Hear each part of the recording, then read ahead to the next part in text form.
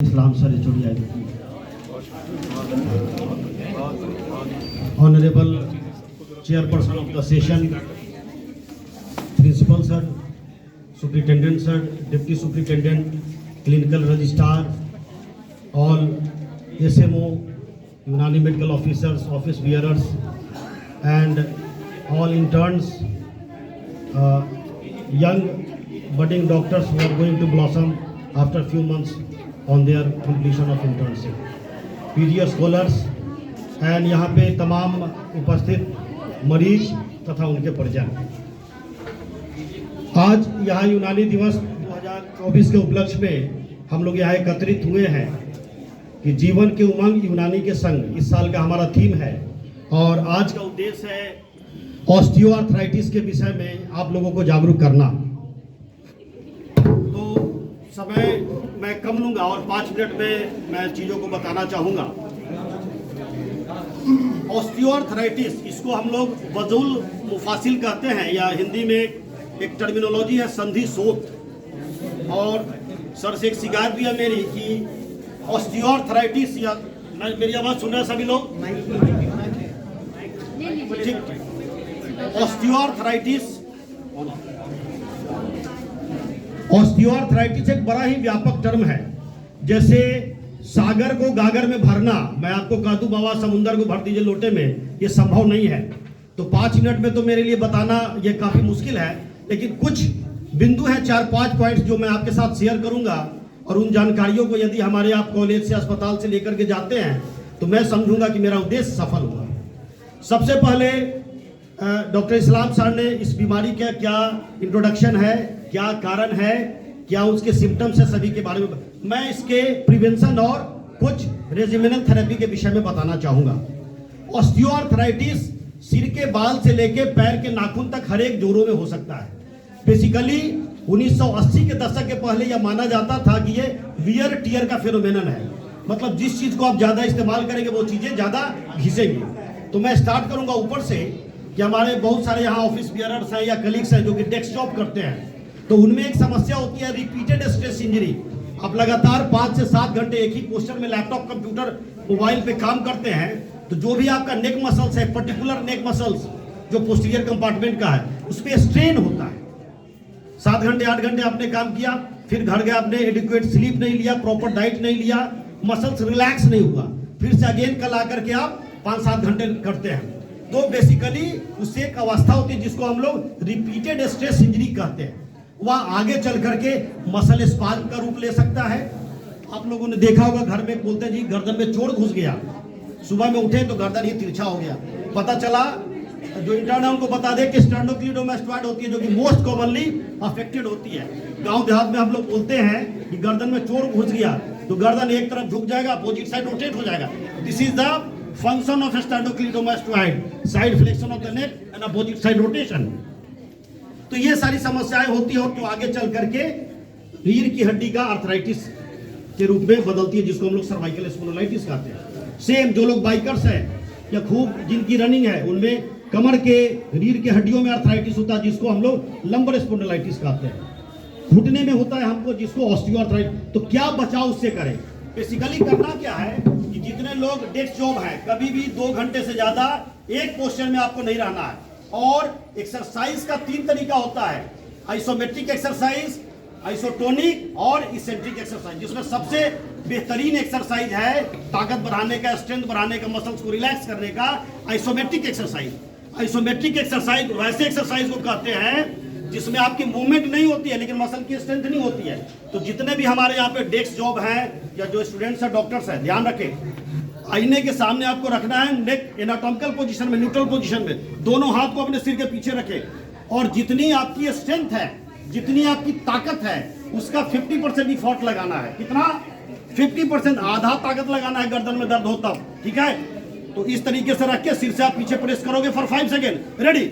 1 2 3 4 5, relax, ढीला। हाथ को आपने दीवार बना लिया। जैसे मैं इस दीवार से, सिर से इस दीवार को धक्का नहीं दे सकता हूं, तो आप मानिए कि आपने हाथ का दीवार बनाया और सिर से इसको धक्का देना है। कितना? 5 सेकंड के लिए। जब भी गर्दन में दर्द हो, कंधों में दर्द हो, ठीक, 5 सेकंड के लिए। तो आप कितना जोर लगाएंगे? पूरा जोर नहीं लगाना है, और जब भी करेंगे तो आईने के सामने करेंगे। क्यों? ताकि आपको बायोलॉजिकल फीडबैक मिले कि आपका पोस्चर अलाइनमेंट कैसा है। कई लोग को बताते हैं मरीजों को गर्दन ऐसे करते हैं, सर ठीक है, नहीं, गलत। आईने के सामने आप करो ताकि आपका गर्दन और अलाइनमेंट बना रहे। देख रहे हैं सभी लोग? इस तरीके से रखेंगे सारे स्टूडेंट्स। 5 सेकंड के लिए पीछे दबाएंगे। 1 2 3 4 5, relax. This is the isometric exercise for गर्दन के पीछे वाली मसल, जो भी आपकी पोस्टीरियर मसल्स है। साइड के लिए इस तरीके से रखे, ड्रेसिंग टेबल के सामने। सिर से आपको धक्का देना है, आधा ताकत लगाना, हल्का जोर लगाना, पूरा जोर नहीं। 1 2 3 4 5 बार इधर भी करें, फिर इसी तरीके से इधर भी और इधर भी। ये आइसोमेट्रिक एक्सरसाइज। उसी तरीके से आपको यदि कमर का एक्सरसाइज होता है तो जो भी माताएं घर में काम करती हैं, आप लोग करते होंगे, झाड़ू पोछा, बर्तन, बच्चे को उठाना, सब्जी काटना, वॉशिंग मशीन चलाना, स्कूटी चलाना, सब में हम लोग इंटीरियर एस्पेक्ट को इस्तेमाल करते हैं। हमारा जो ट्रंक मसल्स है, पीठ के पीछे की मसल्स है, वह नेग्लेक्टेड होता है।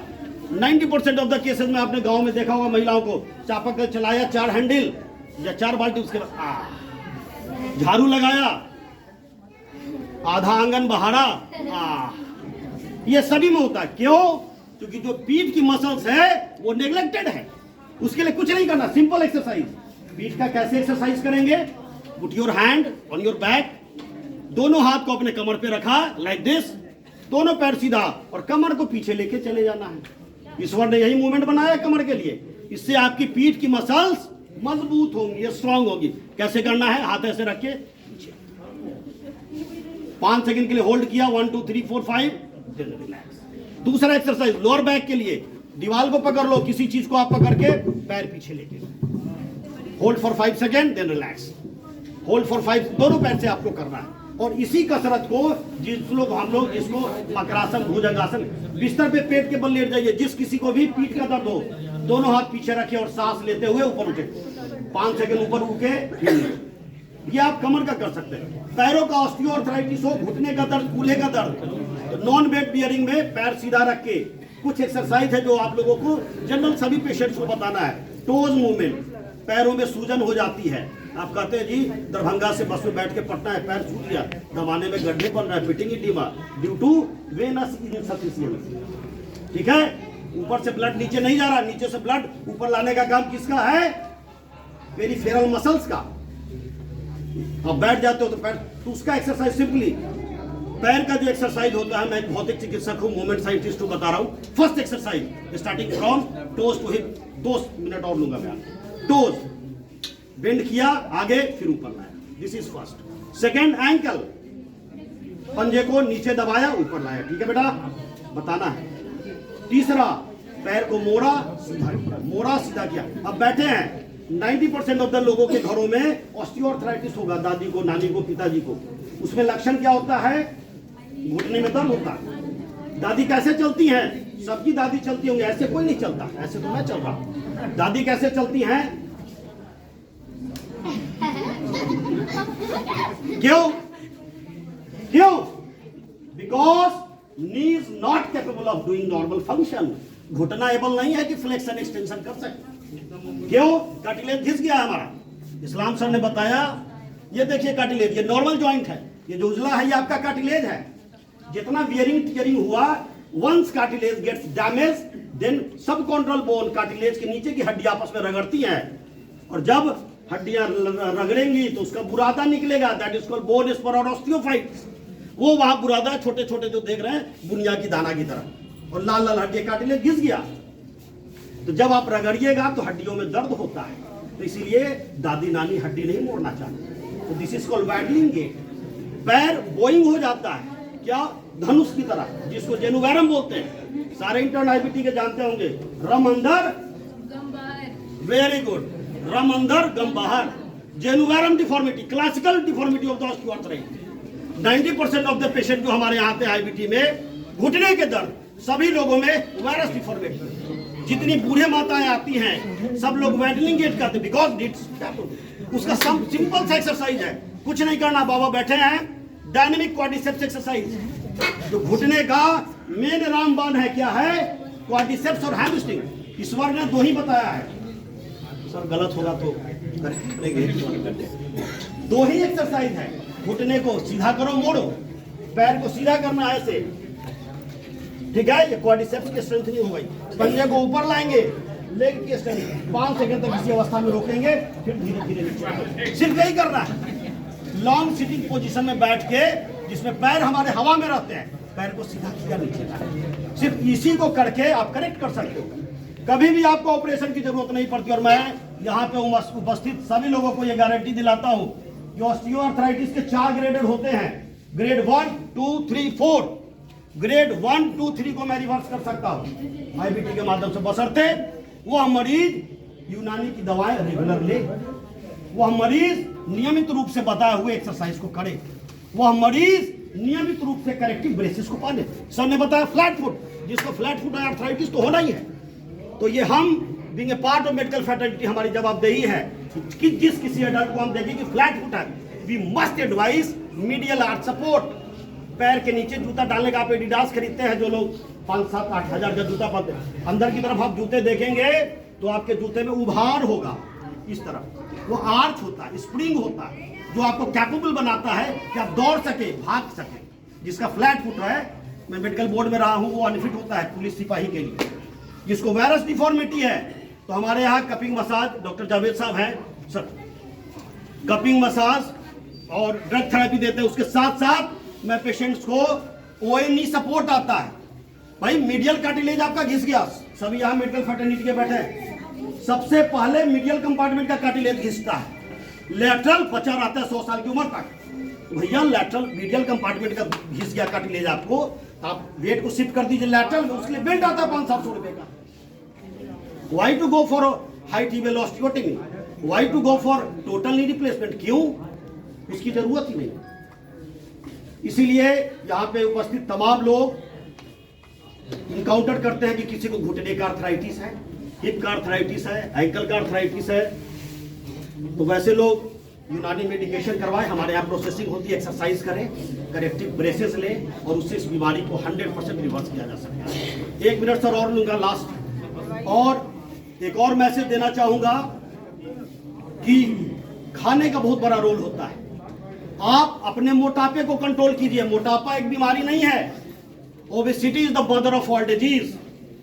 कैसे चेक करेंगे? मैं भी हालांकि मोटा हूं। आप एनाटॉमिकल पोजीशन में खड़े होकर के नीचे देखें। यदि आप अपने जेनाइटल्स को देख लेते हैं, जो मेडिकल होंगे वो समझ जाएंगे, ठीक है। यदि आप अपने जननांगों को देख लेते हैं, it means you are normal, ठीक है।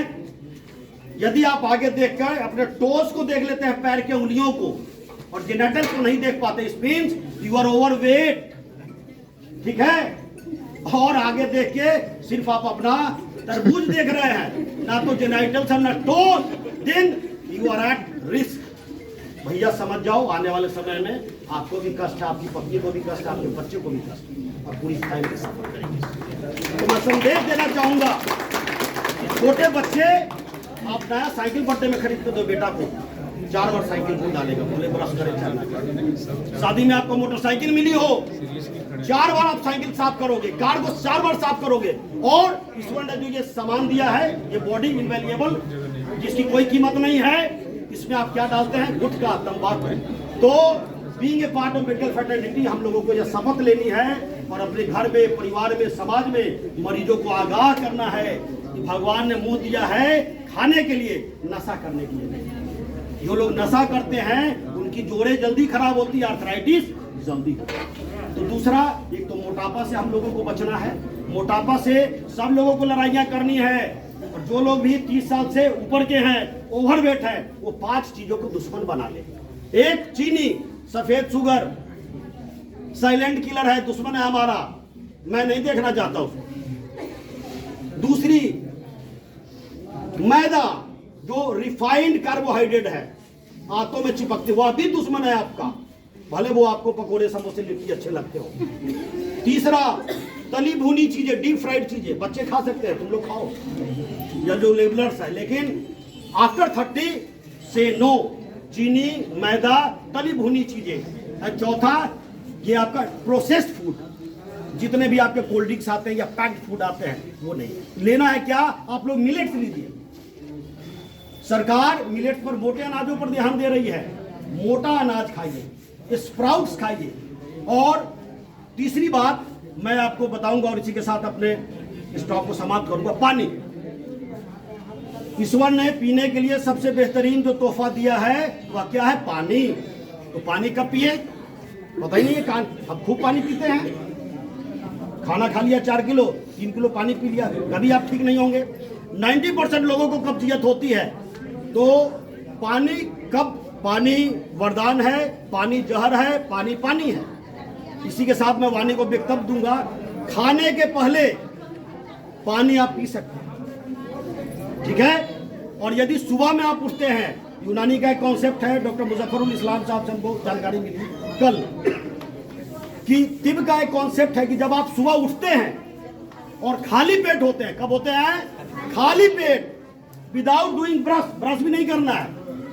रात भर का आपके म्यूकस में जो नॉर्मल माइक्रोफ्लोरा होते हैं वो बूम पर होते हैं, सारे कीड़े मकोड़े होते हैं। खाली पेट बगैर मुंह धोए हुए यदि आप 3 से 4 गिलास पानी पी लेते हैं तो वह पानी अमृत है, ठीक है।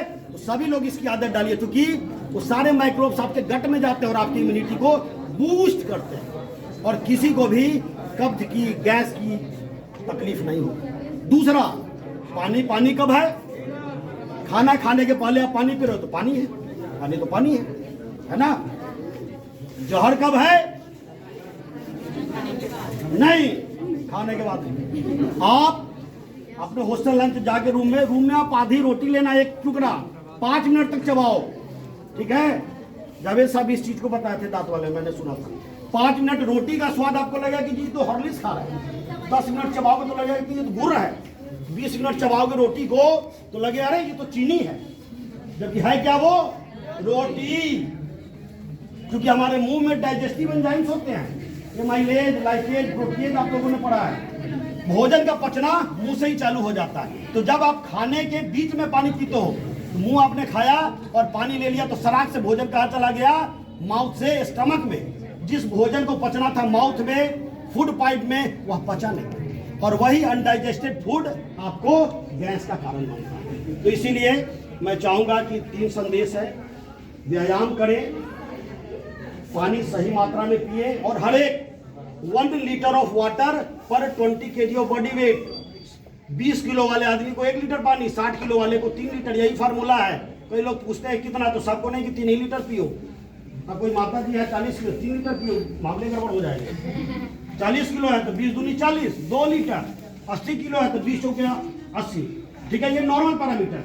और पानी खाने के बीच में कभी भी नहीं पिएंगे अनलेस अनटिल, ठीक है। और से नो टू ड्रग अब्यूज, कभी भी मैं नशा का सेवन नहीं करूंगा तथा अपने परिवार समाज को नशा के प्रति जागरूक करूंगा। इसी के साथ मैं अपने टॉक को विराम देता हूं। Thank you very much.